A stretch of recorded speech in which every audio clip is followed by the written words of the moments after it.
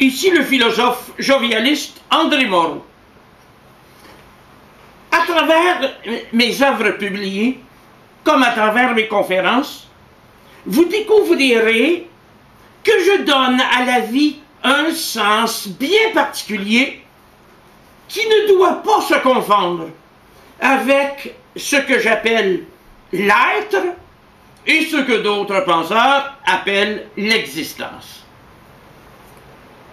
La vie, en tant qu'elle est le lien existant entre tous les vivants, est directement prise en charge par la loi générale.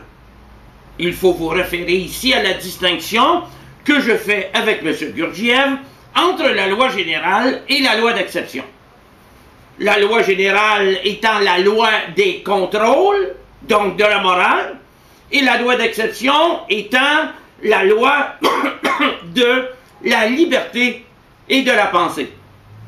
C'est pourquoi la loi générale est caractérisée par l'hétéronomie et la loi d'exception par l'autonomie.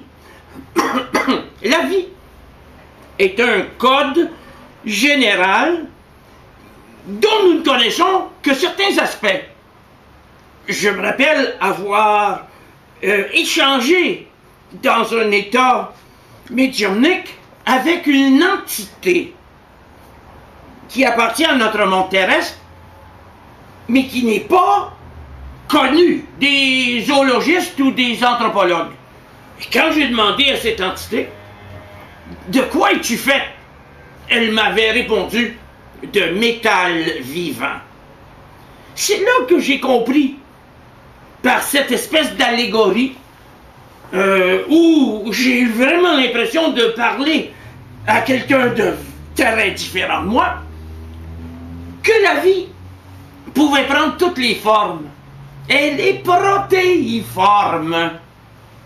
Elle se renouvelle, elle est changeante, elle est pleine d'astuces, dont le but est de contourner les obstacles que le contexte planétaire lui oppose.